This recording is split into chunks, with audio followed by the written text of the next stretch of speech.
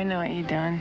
I know what you're doing. Don't even try it. Don't even. Sandra Bullock and Dennis Leary are making Two If by Sea, a romantic comedy about what men and women really want. People, when they go into relationships, have preconceived notions of what they think the perfect mate is. And what form and colors it comes in. Both male and female. Yeah, men, I do it. Men want a certain thing, women want a certain thing, and then you get in. Men want what, Victoria's Secret, Playboy. That's not all we want. Swimsuit model. That's not all we want. Okay, that's part of what we want. I'm asking. No, but that's part of it. It's a lot of pressure on us women. I know. In Two If by Sea, Sandra and Dennis play Roz and Frank, a couple of thieves out of their league. Frank and Roz steal this painting, and it's they think that it's worth about $100,000. They don't realize that in fact it's a Matisse and it's worth $4 million. My cut's 10,000. Our cut, honey. Right. We're cut. Team, honey. We do things together. Together, honey. My little cookie. It starts sort of at the end, or what seemingly is the end of a 7-year relationship between two people who have no idea how to communicate. I would like to have a house. We talked about that. Yeah, all right. Well, what, you want me to list these things off? All right, I would like to have kids. I know. And I would like to go to Europe. Men don't communicate well because we're genetically incapable But of you know, doing it's it. not just men. I would like to see Italy. Italy, you're Jewish. Is this one of those hormone things? And it just sort of escalates along with the fact that we're on the run and we're thieves.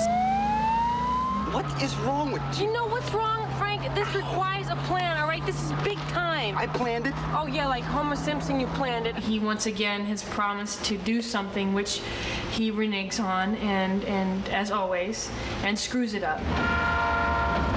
You left the stolen car at the train station, honey. Stolen car, train station, please. And I have to fix it.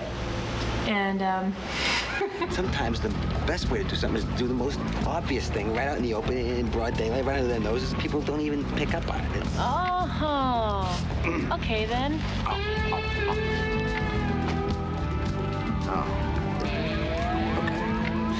They're lousy thieves. He will leave his wallet at the scene of a crime and then be absolutely surprised that the FBI is onto him, you know, quick smart. They're basically trying to stay low so they, you know, so the cops don't come down on them. What's this? It's vacant till Sunday. That's all that matters.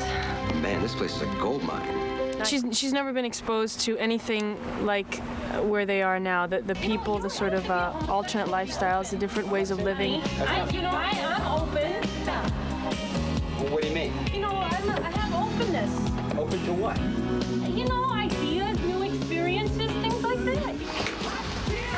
And action. It's not what it's... I've had three drinks. Three, then you're drunk. Meanwhile, Roz meets this cool, rich fellow who lives here and begins to fall for him.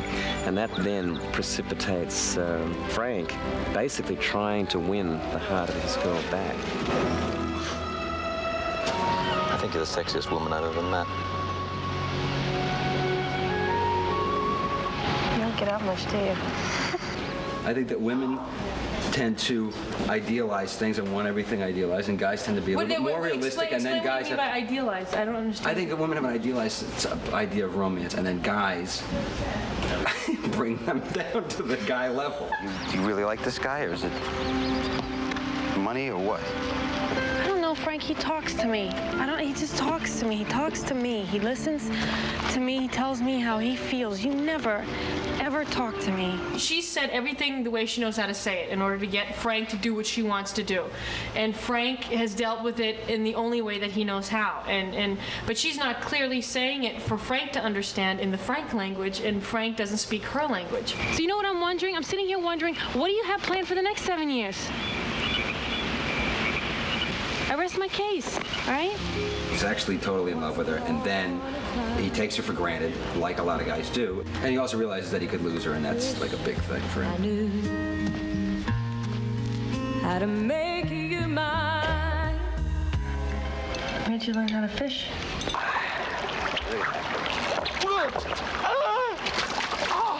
ESPN, you know, they got a fishing show. It's like a wrist thing. Whip. And it's not what they say, it's the meaning behind it. And it's the fact that often when, you know, I walk up to Dennis in the morning and I go, Dennis, get out of my face, you know, that could mean one thing, but what it actually means is, you know, I'm glad to see him and I have a great time with him. And so that's basically what it is. It's a punch in the mouth, which means I really like you a lot. So, and I think that's a lot more honest and true to what I think you should look inward in terms of that physical violence. I'll go to therapy. I told you I would. Sandra Bullock. Do me a favor. Never before have I ever seen such dramatic power come out of a female. Don't talk to my girlfriend like that, Bino. Ex-girlfriend, thank you. This is a much hipper, fresher, more original, I suppose, character. I sit behind the camera and I'm constantly surprised at what she is bringing to this character. Make up your mind, all right? You're either a contractor or you are a thief, all right? You are a contractor or a thief. How many thieves you know got day jobs? It's a lot of honesty, New York honesty. Brilliant by Dennis. He's a hell of a writer. Dennis Leary. Dennis Leary is a very scratchy man. He's real in your face. Dennis is really an incredible actor. He's a sensitive, caring, funny. Wow. Huh. You look great. And this is a very good look for you, too. Well, I've never had this much fun before, too. Oh. On a film, you know. How about you? Sandra Bullock and Dennis Leary in Two If by Sea. You okay? Shouldn't eat that celery. I always have fun, but I've never had this much fun. A romantic comedy for the 90s. Relax, I would never hurt you. You know what we should do?